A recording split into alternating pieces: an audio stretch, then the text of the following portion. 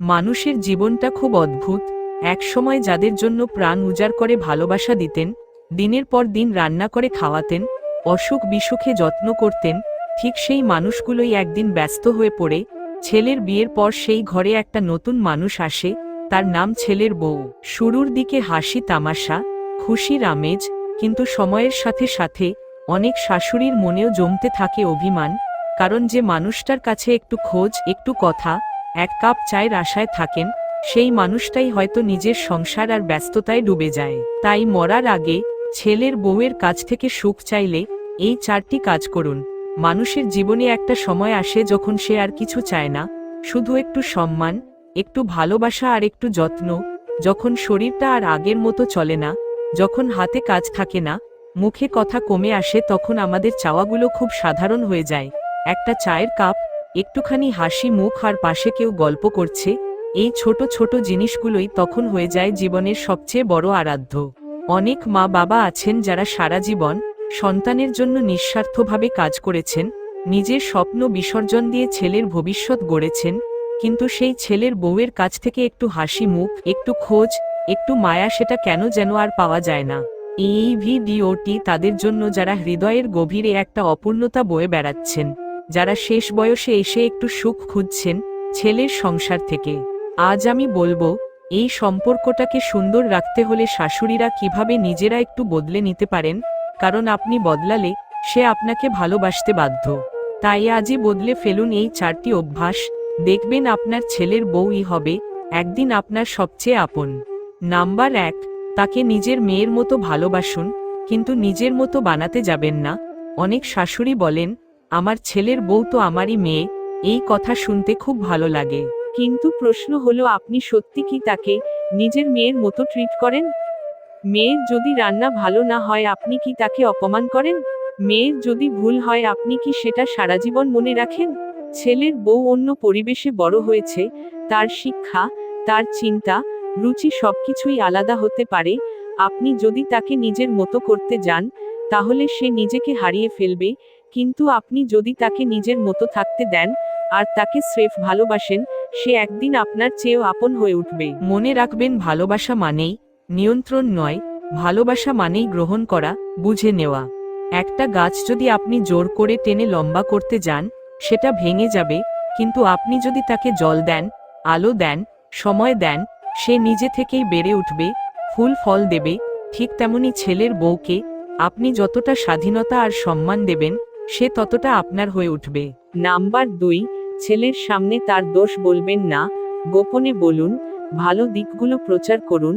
একটা খুব বড় ভুল অনেক মা করেন, ছেলের সামনে বউয়ের দোষ তুলে ধরেন, ছোটখাটো অভিযোগ করেন, যেমন তোর বউটা ঠিক করে কথা বলে না, আমাকে তো কিছু জিজ্ঞেসই করে না, ঘরের কাজ তো বোঝেই না।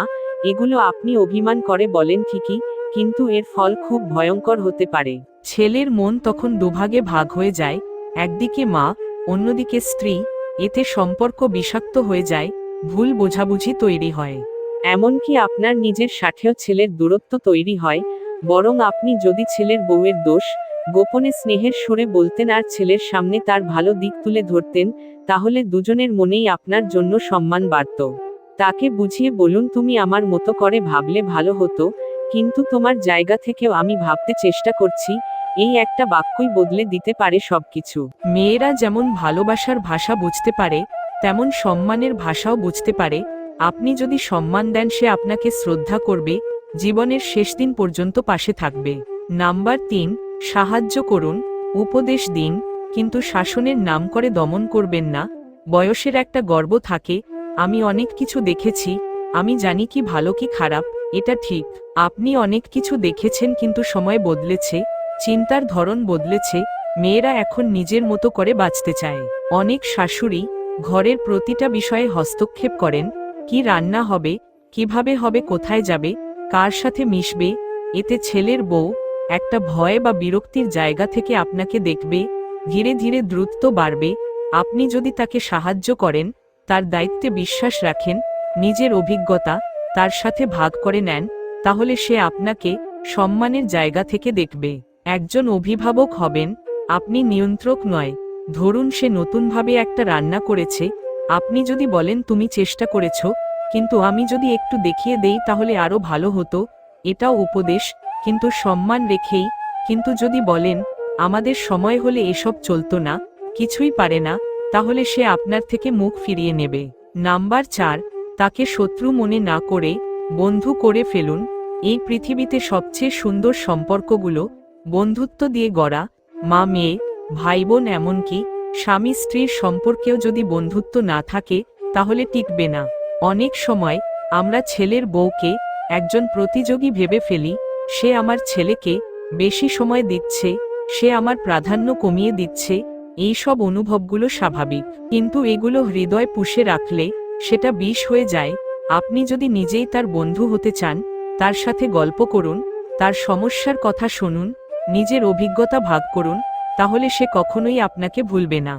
বন্ধুত্বের সম্পর্কেই সবচেয়ে বেশি মায়া জন্মায়। একজন ছেলের বউ যদি বলে আমার শাশুড়ি আমার সবচেয়ে ভালো বন্ধু, তাহলে সে শাশুড়ির প্রতি জীবনভর কৃতজ্ঞ থাকবে। একটা সত্য ঘটনা বলি। এক বৃদ্ধা শাশুড়ি ছিলেন, বয়সের ভারে নুয়ে পড়েছেন। প্রতিদিন বৌমা নিজে হাতে চা বানিয়ে নিয়ে এসে তার পাশে বসতেন, দুজনে গল্প করতেন। একদিন বৃদ্ধা মারা গেলেন। বৌমা কান্না করতে করতে বলেছিলেন, আমার মায়ের মতো মানুষটাকে হারালাম। জীবনের শেষ প্রান্তে কোটি টাকা, গয়না কিছুই কাজে আসে না, শুধু একটা মানুষ দরকার হয় যে বলবে মা আমি আছি। তাই আজ থেকেই বদলে ফেলুন এই 4 অভ্যাস। ভালোবাসুন, শ্রদ্ধা দিন, বন্ধুত্ব করে নিন, দেখবেন সংসার হবে শান্তির ঠিকানা। যদি আমার এই কথাগুলো আপনার ভালো লেগে থাকে তাহলে শেয়ার করুন আপনার মা বাবা, স্ত্রী কিংবা ছেলের সাথে। কমেন্টে লিখুন আপনি কিভাবে সম্পর্ক সুন্দর রাখেন। পরের ভিডিওতে আবার দেখা হবে। ভালো থাকুন, ভালোবাসুন, আর ভুল ক্ষমা করতে শিখুন। ধন্যবাদ।